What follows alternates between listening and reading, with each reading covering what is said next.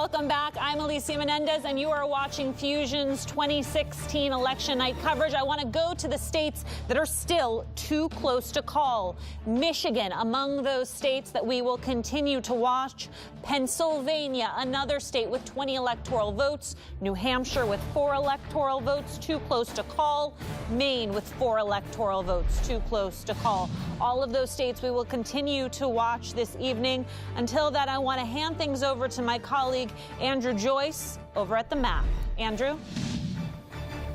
Hey, Alicia. Well, I'm not quite at the map right now, but I am at my computer looking at a potential nightmare scenario for Democrats here, one that's going to be pretty familiar to them. We are looking at a real possibility, I think, when you look at returns, that you could see Hillary Clinton losing the Electoral College and winning the popular vote. Another 2000 Al Gore scenario. Now, the reason I say that is because right now there's still about 80% of the vote, 75 to 80% of the vote outstanding in California. And that's important because in California, Hillary Clinton gets about 2 votes for every 1 Trump vote. So she could run her numbers up there in California as many as 4 million more votes. And even if Donald Trump racks up another million vote advantage in Texas, we could really see Hillary Clinton overcome Donald Trump in the Electoral College, or in the popular vote. Right now, Hillary Clinton only trails Donald Trump in the popular vote by a little over 1 million votes. So if you remember 2000, and I certainly do, and all the outrage around that, we could be looking at a repeat of that scenario tonight. But again, still a wide open race. We still don't know what's going to happen. Back to you, Alicia. All right, that is quite the scenario. Mark Beatty, is that a scenario the Dems need to be prepared for? Yeah,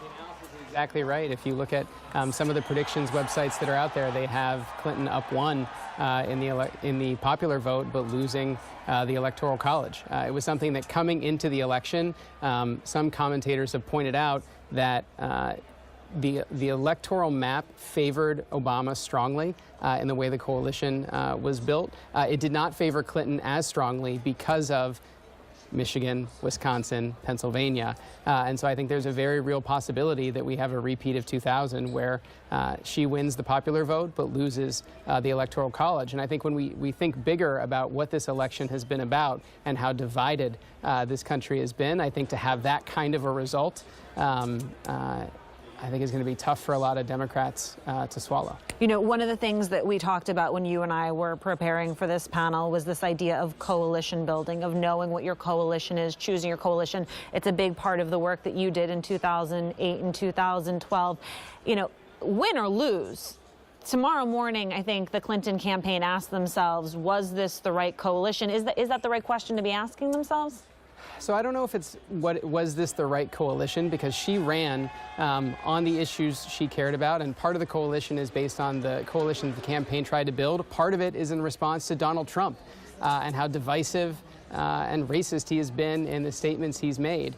And so I think that there'll be a lot of questions they'll ask about what more they could have done. I think a lot of groups will ask the same questions, and there'll be a lot for us to look at. I think one of the biggest changes in this election compared to 2008 is that there's a real rift between college-educated voters and non-college-educated voters. That wasn't something you'd seen in the same way in the past, and I think we've got to think a lot about what the trends of globalization, what the trends of technology, what the trends of highly paid and non-highly paid jobs mean for this country. Right, because college, non-college educated is really proxy for a different conversation, Jason. Well, yeah, just like religious and non-religious. The apportion vote, congressional You're not living on the coast. I think that becomes a proxy for how you're going to vote. But I also think this: we can't. It's too easy to sort of say, well, it was a bunch of rural bumpkins and rural Wisconsin. No, there are a lot of college-educated white people who decided that they wanted to vote for Donald Trump. It's not clear right now. I have seen some exit polls that suggest that he performs slightly better with Latinos and Asians than Mitt Romney. I don't know if that's going to turn out to be true when we see the final numbers, but we've got to be honest about the fact that we also live in a country where people are perfectly capable of compartmentalizing someone who is fundamentally dangerous in major areas if he offers them a big enough cookie. And again, I don't think that is necessarily a failing of Hillary Clinton, who I was never a particular fan of. I think it's an indicator that if the cookie is big enough, people will still go for it. Trump said, I'll get you jobs. Now, if that means that if you're brown or you're tan or you're gay or queer or anything else like that, you know, you don't have a chance. But lots of people want to function from this place. Well, you know, I'll be successful even if other people aren't. So that can work in America. I definitely want to push back on something, and I think everybody else has highlighted that except Mark, which is Hillary Clinton is a flawed candidate from the start. Yep. So is Trump. But now this is about the Democrats. This is about the Democrat candidate. She should have been in a better position. She had Michelle Obama, Mr. Obama. She had major artists, and she still could not even get voters out to go out and vote for her. Voters that were voted for Obama in the first place. So I'm just saying, Mrs. Clinton, Secretary Clinton, was a flawed candidate to begin with. And I think a lot of it has to come down to with some view her as a rubber stamp on the Obama legacy and the FBI investigation. Whatever you want to say, true or not, it created a big discrepancy, which made people question her. So therefore, she makes it really tough for her to get to 270. You know, we've talked a lot about Hillary Clinton. Go ahead. So a couple of thoughts on that. this, One is Obama has extraordinarily high approval ratings as he goes out of office. He's got 56% approval. Which makes my point. She's a flawed candidate. Because if Well, you talked about a third Obama term. I think the American people have said they really like the job that Barack Obama's done. So that's one. Again, Two that means that she should have been boosted by that, but she wasn't. She's a flawed candidate. And I think people here have said that from the beginning. Sure. So I think you keep saying that, you know, Trump is a flawed candidate as well, but when it comes to the energy and the mobilization, we're all shocked by the mobilization that's coming out to the polls.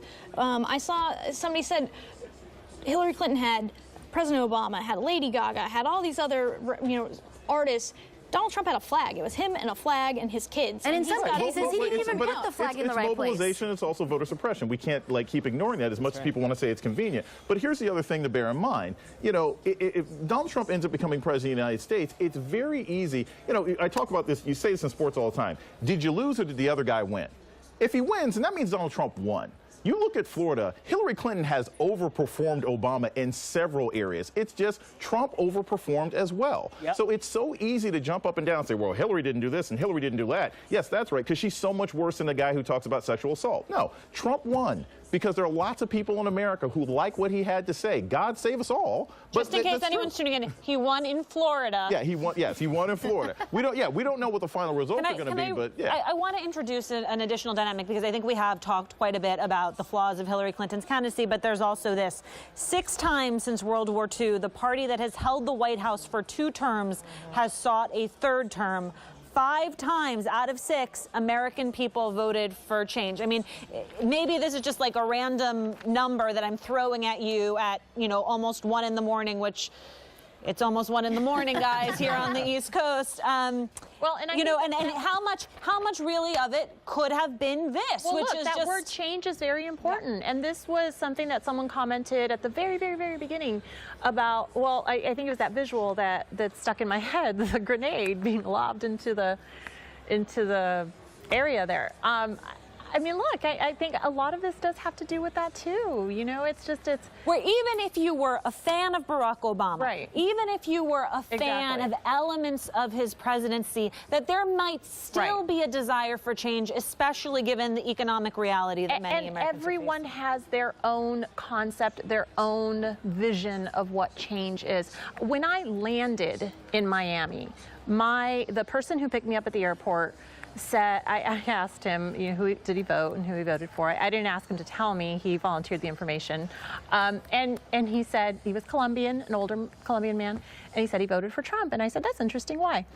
And the very, very first thing that he said was because he's not a politician. And we have heard that the entire campaign is that everyone was willing to, and I'm not saying that, you know, going into the racism and the vile nature that exists out there, because that part is very much true. So let's not discount that at all. You do have people who are voting against women and immigrants and religious minorities and all of that. That element is there, so let's not gloss over that.